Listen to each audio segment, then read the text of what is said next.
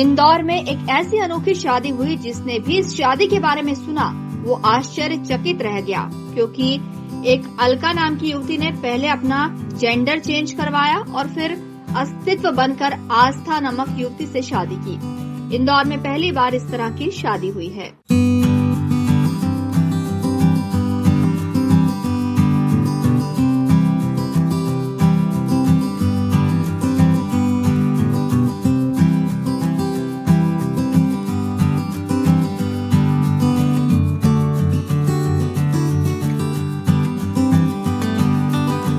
दरअसल बीते अक्टूबर माह में सुप्रीम कोर्ट द्वारा ट्रांसजेंडर विवाह को कानूनी मान्यता दे दी गई।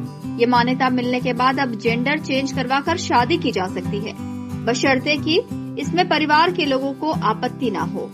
इंदौर में जो अनोखी शादी हुई है उसमें दोनों के परिवार वालों को कोई आपत्ति नहीं थी। उन्होंने अपनी अपनी सहमति इस शादी के लिए दे दी थी। ट्रांसजेंडर विवाह को कानूनी मान्यता दिए जाने के बाद इंदौर में पहली बार महिला से पुरुष बने युवक ने स्पेशल मैरिज एक्ट के तहत गुरुवार को युवती से शादी की। अस्तित्व के इस फैसले पर परिवार के सदस्यों ने भी अपनी सहमति दी है। अब कोर्ट में स्पेशल मैरिज करने के बाद आज अस्तित्व और आस्था रीति रिवाज के साथ 7 फेरे लेंगे। तो ये तय था कि मुझे शादी तो करना थी, पर हाँ उस समय मेरे जीवन में कोई जीवन संगिनी के रूप में कोई महिला पक्ष थी नहीं। पर 1 साल के मतलब मेरी करीब मेरे ट्रांसफॉर्मेशन को 1.5 साल हो गया है।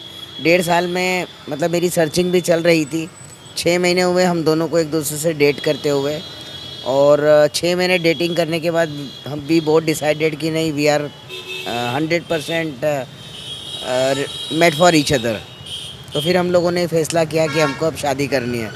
और जहाँ तक आपका सवाल है कि इस रूप में मुझे कैसा लग रहा है, तो मैं तो बचपन से कह लो तो मैंने आपको पहले भी बताया था कि मेरे सोच विचार में तो हमेशा जब भी कोई लाइफ पार्टनर के लिए मैं कुछ जहन में ख्याल आता था तो डेफिनेटली किसी महिला का ही ख्याल आता था।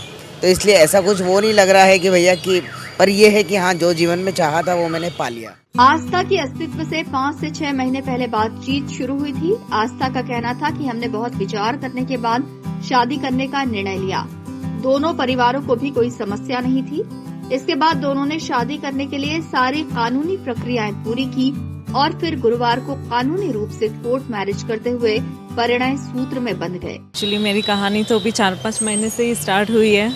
हम दोनों ने एक दूसरे को समझा, जो भी चीज़ें थी एक दूसरे से क्लियर हुई। उसके बाद में फिर हमको लगा कि नहीं, अब हम आगे इस रिलेशन को आगे बढ़ा सकते हैं, इसलिए फिर हमने शादी का डिसीज़न लिया। मैं इनकी सिस्टर के वहाँ पर ही मिली थी फर्स्ट टाइम इनसे।